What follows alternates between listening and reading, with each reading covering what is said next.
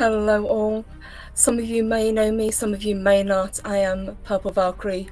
I am very fortunate to be a part of this fellowship and to work closely with a lot of the people who have joined Salty Texas Sea to be a part of this project. I had the honor of getting to meet today's guest, Daniel, at the Fan Expo in Dallas. It was an honor to get to meet him, and I know getting to talk to him, he is a true fan. For the last 6 months or more, we as fans have been told by people running the Rings of Power that we are toxic, that we are ungrateful, that we are not true Tolkien fans simply for not liking what is being produced, and that could not be further from the truth. We love Lord of the Rings, we love Tolkien, whether that be from the books that we read as children or an introduction from Peter Jackson and his stellar films. We love the lore, we love the world that Tolkien created, and we most of all want to protect that. The most important thing to remember now, with the fire of the fandom, the beacons are lit and the fellowship have raised their voices, and I for one am so very, very proud to be a part of this.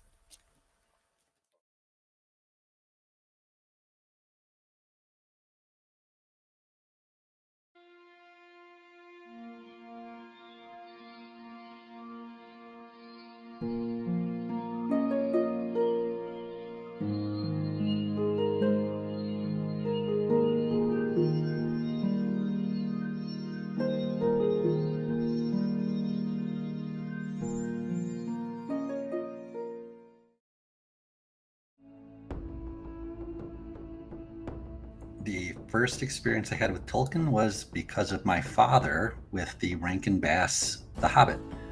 And almost immediately after the Ralph Bakshi Lord of the Rings movie.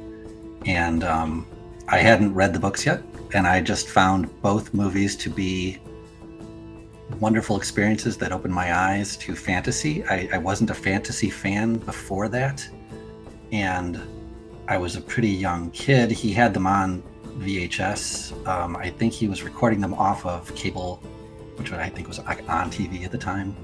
But I loved it, and it got me closer with my dad because we didn't share a love of sports or mechanics or a lot of the things he was into, but we both shared a love of Tolkien and fantasy, and yeah, I loved it.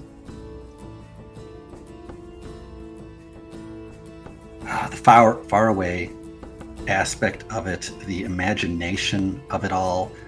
I fell in love immediately with dragons and orcs and elves and the wonder of it and the immensity of his ability to create that world that you could just escape into. It was definitely an escape kind of thing. I was a loner as a kid, and so this was a place I could go away and kind of exist there. So he really had that ability to transport the reader or the viewer at that young age into his world. And then once I read the books, it was even better. Yeah, the imagination of it all, I think, and the fantastic quality of his fantasy. Boromir. I've always connected with Boromir because he is the most human. He fails yet redeems himself in the most epic way possible. I can't think of another character in literature that comes to mind that has a greater redemption than Boromir. His failing is purely based on his love of his country and his desire to be a good son to his father. And it's very much how Galadriel talks about the ring tempting. And even those with a pure heart can be tempted. And Boromir has a pure heart. It's just that he is short-sighted. And so his failing isn't one of lust or greed or evil. It's one of wanting to do good, but not having enough wisdom. And so his turnaround is just so epic. And Peter Jackson was able to capture it. Sean Bean, oh my gosh, just perfectly. And it's, I think, my favorite part in the movies. There's so many parts in the movies that are my favorite, but in the stories, in the books, Boromir always touches me the most. I haven't done the radio play yet, and I'm kicking myself because I wish I had, because I've heard it's fantastic. And I'm not going to count the audiobook because that's simply just the book. I would say Peter Jackson's trilogy, I think, is the most faithful adaptation, and I know there's a whole lot cut.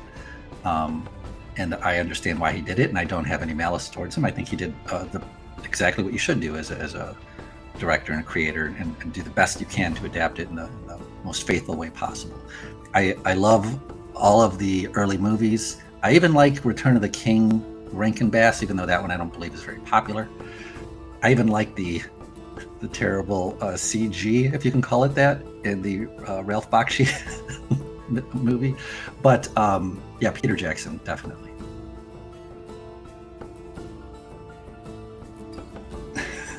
Laughter, I don't know, disgust. They don't go together. It's I guess oil and water. I really don't see Tolkien in anything Amazon is doing. It's comical to me. I think I've gone past the point of being outraged, although I originally was very outraged, and now it's just become kind of clownish. And I almost pity them. It's like they're trying. I don't even know if they're trying hard, but they're trying something, and it's so falling on its face bad that yeah, they don't. It's like those two circles. There's no Venn diagram there. There's just a light year of space in between those two things.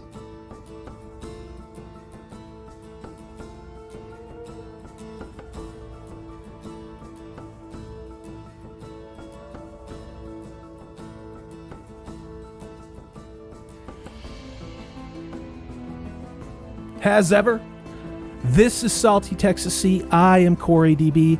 Thanks so much for watching. If you like what you've seen and heard, please hit that thumbs up button. If you haven't subscribed, I'd love to have you on board. That way you know, and we have things like live streams, which we are going to be doing every Tuesday evening. Take care. I hope you're having a great 2022.